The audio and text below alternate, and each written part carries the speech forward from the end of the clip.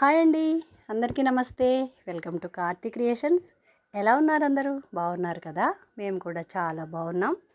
ఈరోజు నేను మీకు పచ్చి రొయ్యల ఇగురు, పచ్చి రొయ్యలు బెండకాయతో కలిపి పులుసు, ఈ రెండు రకాలైన కూరలు చేసి చూపిస్తానన్నమాట.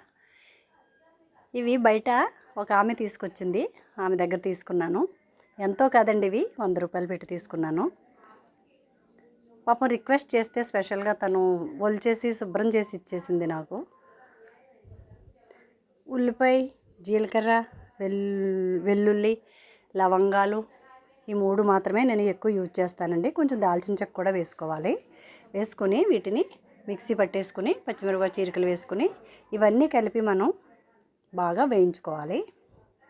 మాడకుండా వేయించుకోవాలి. కానీ ఎలా అయినా అడుగుని ఈ గిన్నె అయితే మాడిపోతుందండి. కొంచెం జాగ్రత్తగా చూసుకోవాలి. చెప్తూనే ఉంటాను, నేనే మార్చేస్తూ ఉంటాను అనమాట. అందుకే మీకు అంతగా జాగ్రత్తలు చెప్తున్నాను. తగినంత కారం, తగినంత ఉప్పు వేసుకుని తగినంత నూనె కూడా పోసుకుంటేనే ఈ కూరలు టేస్ట్గా ఉంటాయండి. చప్పచప్పగా వండుకుంటే బాగుండవు. ఇవి బాగా వేయించుకుని వేగిన తర్వాత, ఉల్లిపాయ వేగిన తర్వాత ఈ రొయ్యలు కూడా వేసేసుకుని బాగా వేయించుకోవాలండి. వాటిల్లో ఆటోమేటిక్గా వాటర్ ఉంటుంది కాబట్టి మనం ఇంక నీళ్లు పోయాల్సిన అవసరం లేదండి. ఇగురికి అవే ఉడికిపోతాయి అన్నమాట. వీటిని కొంచెం వుడెన్ స్పూన్తో కలిపితే కొంచెం కలిసిపోకుండా ఉంటాయి. మనం కొంచెం జాగ్రత్తగా కొంచెం వేగే వరకు వాటిని జాగ్రత్తగా బ్రతిమాలుకుంటూ వేయించుకోవాలన్నమాట. లేకపోతే స్మూత్గా ఉంటాయి కదా, ముక్కలు అయిపోతాయి అన్నమాట. వీటిని బాగా వేయించుకొని వాటర్ దానికి సరిపోతుందన్నమాట అండి. మనం పోయాల్సిన అవసరం లేదు. దగ్గరికి బాగా ఉడికిన తర్వాత దింపేసుకుంటే అది కర్రీలోకి చాలా అంటే చాలా బాగుంటుందండి. వేపుడికి తక్కువ, ఇగురికి ఎక్కువగా ఉండాలన్నమాట.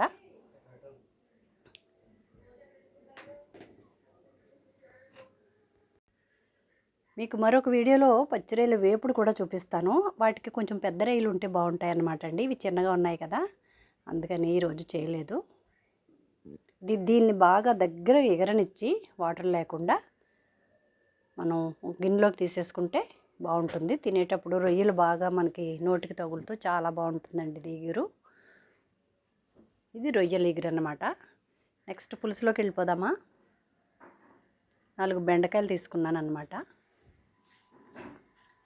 ఎక్కువ కూడా వేయాల్సిన అవసరం లేదండి బెండకాయలు, ఎందుకంటే రొయ్యలు కూడా మనకి తక్కువే ఉన్నాయి కదా, కూర కొద్దిగానే కదా చేస్తున్నాం. అందుకని ఈ పాటి బెండకాయలు తీసుకున్నాను. మళ్ళీ సేమ్ ప్రాసెస్. ఆ ఉల్లిపాయలు, వెల్లుల్లి, జీలకర్ర, లవంగాలు ఇదంతా మిక్సీ పట్టేసి నూనె బాగా వేయించేసి అప్పుడు రొయ్యలు, బెండకాయలు వేసేసాను అనమాట. చూసారా, అడుగును కొద్దిగా మాడింది. అలాంటి పొరపాట్లు చేసుకోవద్దని మీకు పదే పదే చెప్తున్నాను. ఇప్పుడు పులుసు కూడా పోసేసాను అనమాట. ఇది బాగా ఉడికిన తర్వాత ఉప్పు చూసుకొని మనం దింపేసుకుని సర్వ్ చేసుకోవడమే. చాలా అంటే చాలా బాగుంటుందండి పచ్చి రొయ్యలు బెండకాయ పులుసు. చూడడానికే చాలా బాగుంటుందండి, ఇంక తింటే ఇంకా అమోఘం అనమాట అండి. అద్భుతంగా ఉంటుంది. మీరు కూడా తప్పకుండా ట్రై చేయండి. నా వీడియో కనుక మీకు నచ్చితే లైక్ చేయండి, షేర్ చేయండి, కామెంట్ చేయండి అండ్ సబ్స్క్రైబ్ చేయండి. Thank you all.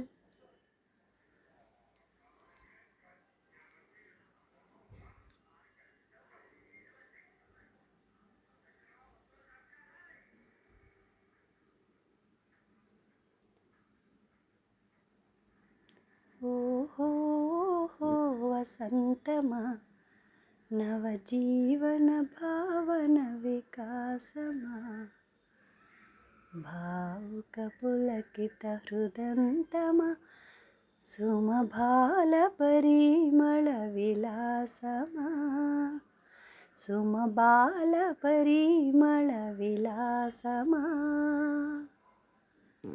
చూసారు కదండి, పులుసు గ్రేవీ చక్కగా ఉంది. మరి పలచగా లేకుండా, చిక్కగా లేకుండా మన రైస్లోకి చక్కగా కలుపుకునే విధంగా ఉంటుందన్నమాట. చాలా అంటే చాలా బాగుంటుంది ఇది. మీరు కూడా తప్పకుండా ట్రై చేయండి. ఇప్పుడు సిమ్లో పెట్టుకుని దింపేసుకోవచ్చు అనమాట అండి. ఇంకెంతకంటే పలచగా అవసరం లేదు, ఇంకెంతకంటే చిక్కగా కూడా అవసరం లేదు. స్టవ్ ఆపేస్తాను. చూసారా అలాగ ఆయిల్ పైకి తేలి కలర్ఫుల్గా కనిపిస్తుంది అనమాట అండి. ఇందులో రొయ్య కంటే కూడా బెండకాయ మంచి స్పైసీగా ఉంటుందన్నమాట అండి.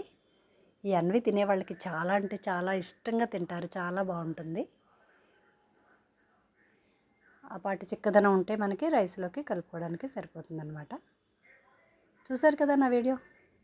Please like, share, comment and subscribe.